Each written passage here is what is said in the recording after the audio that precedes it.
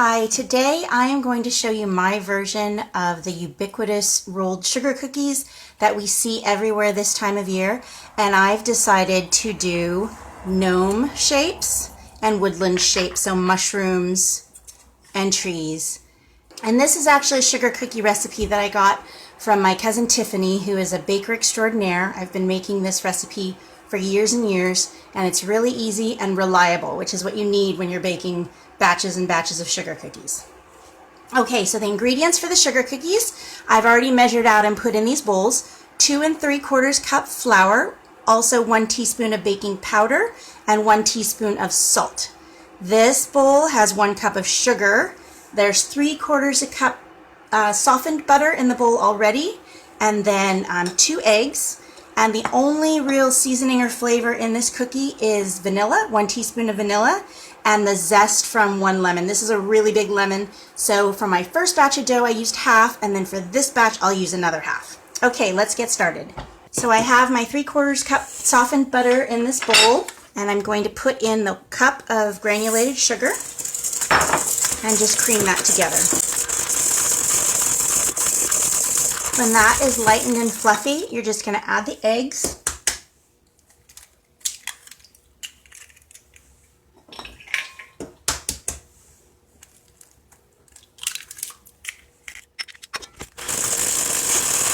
And to this, I add my 1 teaspoon of vanilla extract.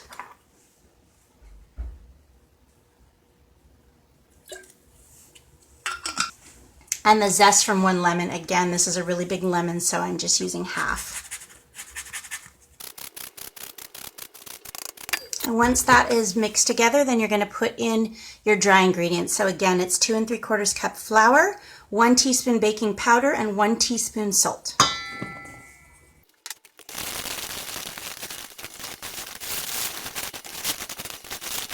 Once you have all of those dry ingredients together, the flour's mostly off of the bowl, then you can just use your hands and you're going to press this dough together into a ball.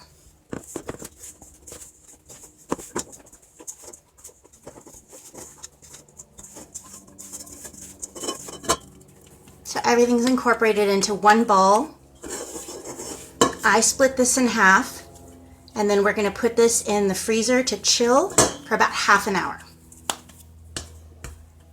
You can use plastic wrap. I ran out, so I'm just going to use a plastic bag.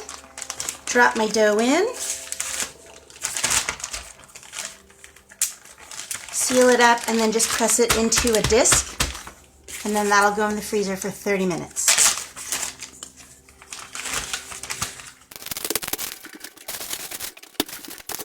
I did a first batch, so these doughs are chilled and ready to go.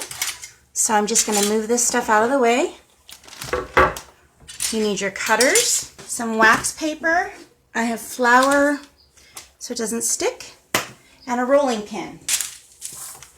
Okay, so you're just going to lightly flour that. You can do it straight on your countertop if you'd like as well. And you're just going to roll this dough out.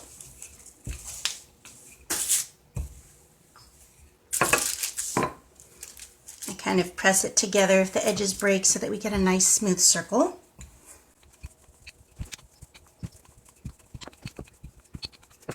And you want it nice and thick, about 1/4 inch thick for the cookies. And then you're just going to take your cookie cutter and cut whatever shapes you want.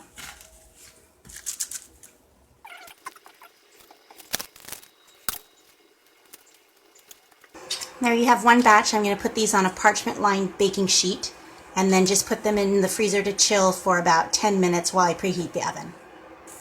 And these cookies don't expand at all, so you can put them pretty close together when you're baking them.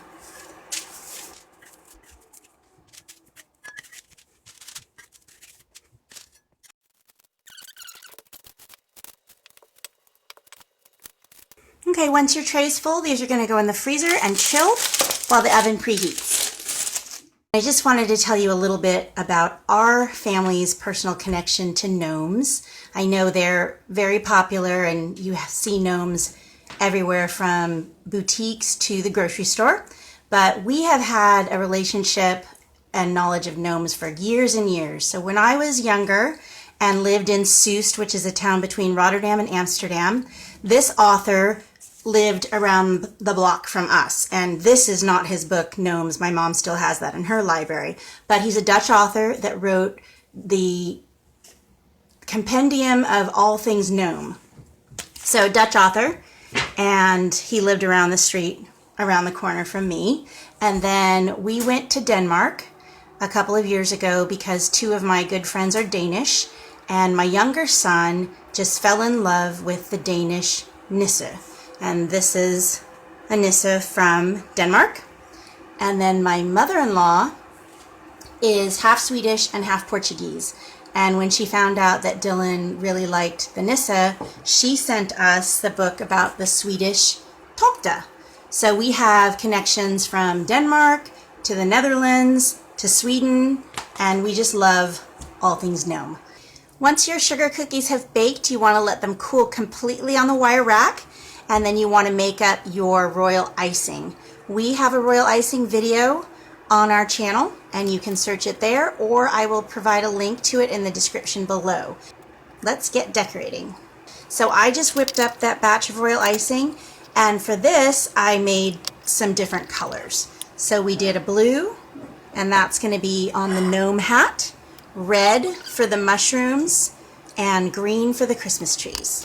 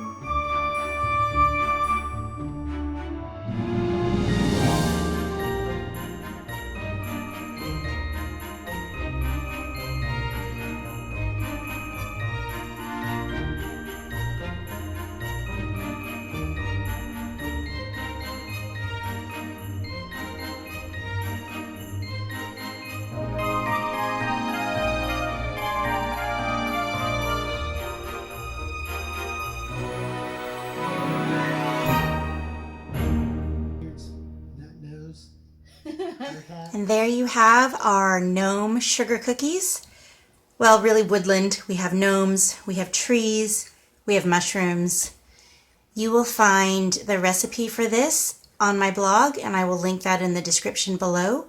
If you like this video, please click like, and also check on the notification bell and subscribe to the channel so you don't miss any of our upcoming videos.